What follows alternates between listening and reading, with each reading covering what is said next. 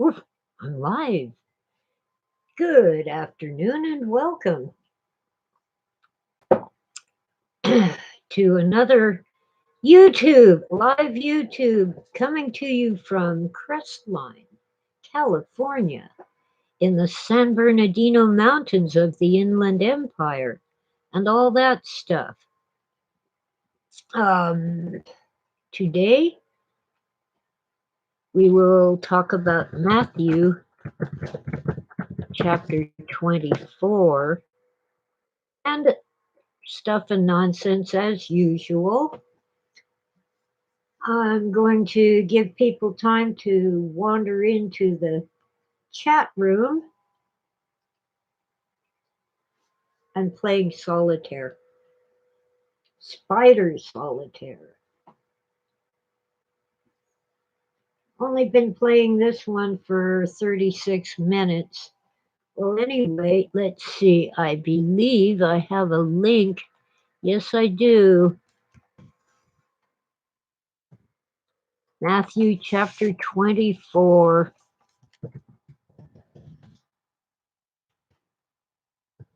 ESV translation. That's interesting.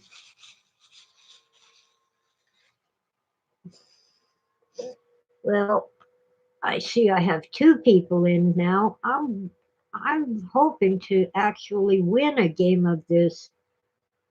Happen from time to time, but rarely. Why Matthew 24?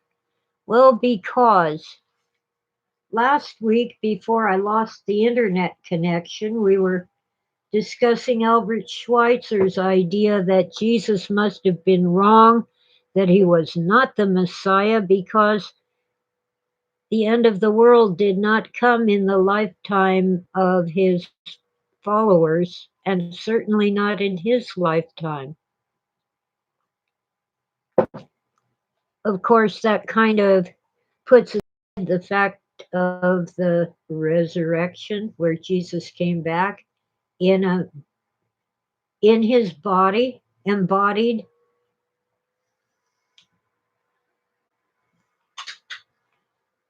And even doubting Thomas, when he saw the risen Jesus, said, "My Lord and my God."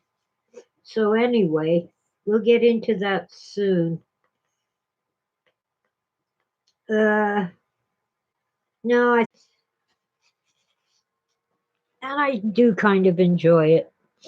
Well, anyway, let's take a look at Matthew 24. This is known as the Olivet Discourse. Let me, I'm not sure. I think that's how they spell it. I don't think it's like that. Okay, Olivet Discourse. Just been fiddling around. I'm not through eating, but it's just raspberry jello. Jello actually has a lot of protein. Hmm.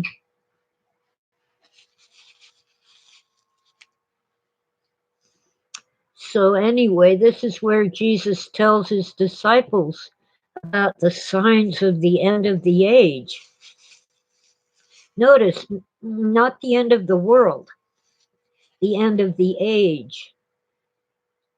He's in a Roman province in Judea, and the Jews are expecting the Messiah to come and launch a military operation to kick out the Romans. Well, Matthew 24, Jesus, Sadducees. Okay, so he's going away. When his disciples came to point out to him the buildings of the temple, but he answered them, "You see all these, do you not? Truly I say to you, there will not be left here one stone upon another that will not be thrown down." Well, what happened in 70 AD? Huh, even though the Roman soldiers were ordered not to desecrate the temple, they did so because the walls had gold ornaments and they built fires to melt the gold. So gold melts at a very low temperature. And in so doing, they burned down the temple. Okay, verse 3.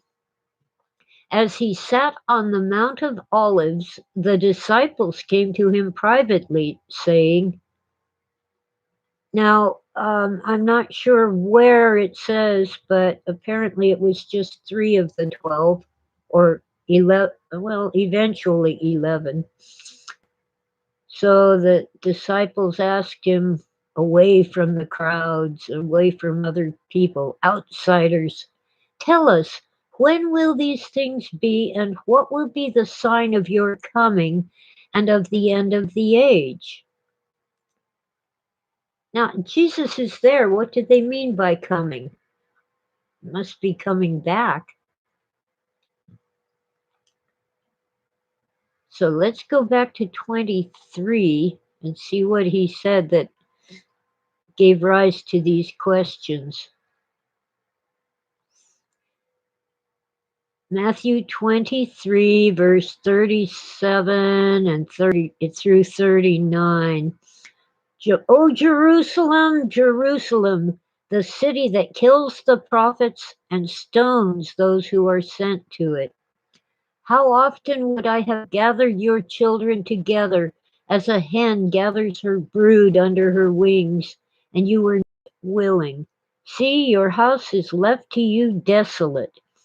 For I tell you, you will not see me again until you say, blessed is he who comes in the name of the Lord. So in 24, quite unfortunate in many cases. The original manuscripts did not divide things that way. Yeah, I'm hoping to keep my internet today. You just never freaking know. Yeah, the elite want us to crowd into cities and live in little box apartments stacked beside, on top of, and under each other. I guess so we can all get the plague and die from it. Well, anyway, back to Jesus and the end of time. Tell us, when will these things be, and what will be the sign of your coming and of the end of the age? The age of Roman Empire, right? And as Philip K. Dick told us, that age has not ended. Rome wasn't destroyed, it kind of fell apart. The various provinces went their merry way when the emperor was no longer able to pay his soldiers and they just kind of blended into the local population, or they left. Okay. And Jesus answered them, see that no one leads you astray, for many will come in my name, saying, I am the Christ. Remind you of anybody? That ain't how it happens. For many will come in my name, saying, I am the Christ, and they will lead many astray. And you will hear of wars and rumors of wars. See that you are not alarmed, for this must take place, but the end is not yet. Now, these doomsday prophesiers forget the end is not yet. They kind of leave that part out. Raspberry Jello. Various places. All these are but the beginning of the birth pains. Oh, I know we tend to think of the 2 world wars, but long before that we had the 30 Years' War. Well, Europe had it. The 30 Years' War, the 100 Years' War, and constant squabbling between England and France and between Germany and France. and between Germany and Poland. Anyway, let's get to verse 9. Then they will deliver you up to tribulation and put you to death, and you will be hated by all nations for my name's. Oh, well, the, Oswald, the Orthodox Jews didn't self-isolate, and they do tend to live in very crowded quarters. Orthodox Jews try to keep separate from the goyim, the heathen and barbarians, and that is not necessarily a bad thing. But when you live closer to others, you tend to catch whatever's going around. But I haven't heard of Orthodox Jews dying. They are actually very strict and stringent about hygiene and diet, which probably helps them. So again, namesake. Gee, where do I sign up for that? And then many will fall away, will be saved, and this gospel of the kingdom will be proclaimed throughout the whole world, as in Matthew 24:15. So when you see the abomination of desolation spoken of by the prophet Daniel standing in the holy place, let the reader understand. Then let those who are in Judea flee to the mountains. Let the one who is on the housetop not go down to take what is in his house, and let the one who is in the field not turn back to take his cloak. And alas, for women who are pregnant and for those who are nursing infants in those days, pray that your flight may not be in winter or on a Sabbath, for then there will be great tribulation, such as has not been from the beginning of the world until now, no, and never will be. Now, people say that this was what happened in AD 70 when the Jews rebelled, the Bar Kokhba rebellion, perhaps both. Most prophecies, by the way, in the Bible are fulfilled 3 times. Well, Oswald, I think it was just you. Freeze Areno, I hope it's just you, because I'm not seeing a sign.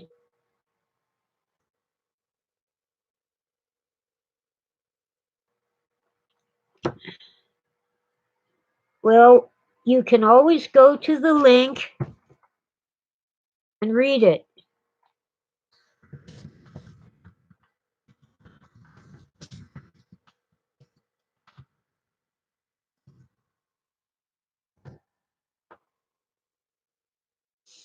No, it isn't my internet connection. I've got a clear signal. And YouTube would tell me if it were otherwise. All right.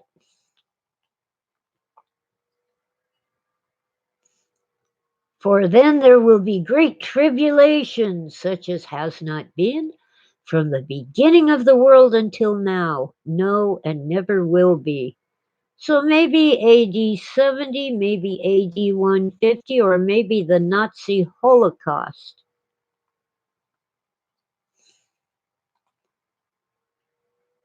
Three times. Prophecy is fulfilled 3 times.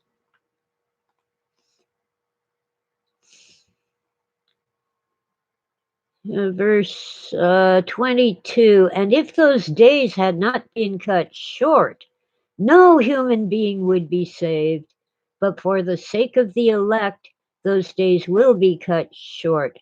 So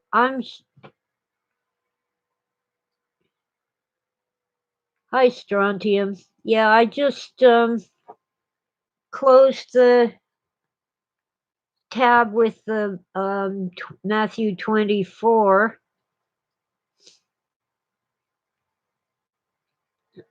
Yeah, well, I've done my research and I can't do better than stinking Verizon, as lousy as it is.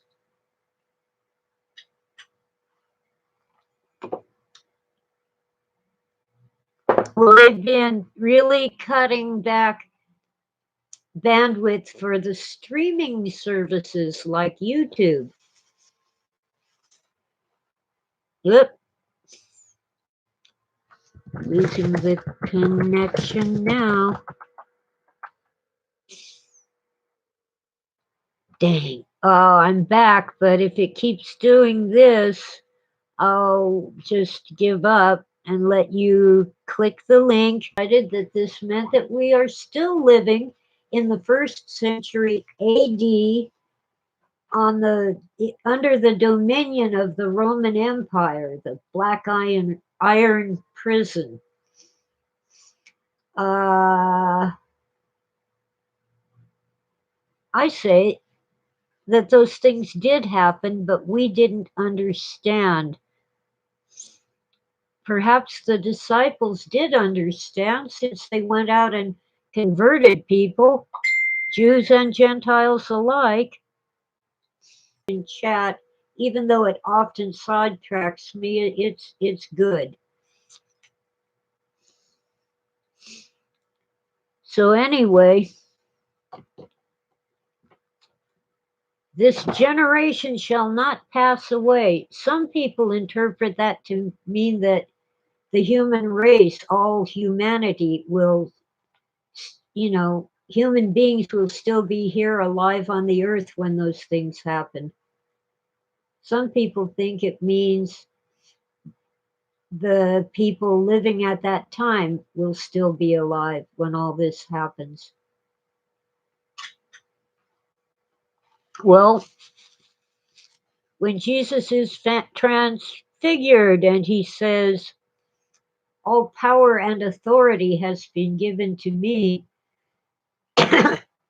horrible way, on a cross between two thieves. Well, yeah, so John denied Jesus 3 times that night. Doubting Thomas said, I'll believe it when I put my hand into the bloody wound. They all scattered and ran for the hills. They didn't want the Romans to crucify them. They didn't want the Jews to stone them. And most of them were Jews. Paul comes along much later, after the stoning of St. Stephen in the book of Acts, ACTS, Acts. Practice was because there was a shortage of space for burial. They lay out the body in a tomb for a year or more. And when all the flesh had rotted away and there was nothing but bones, the bones would be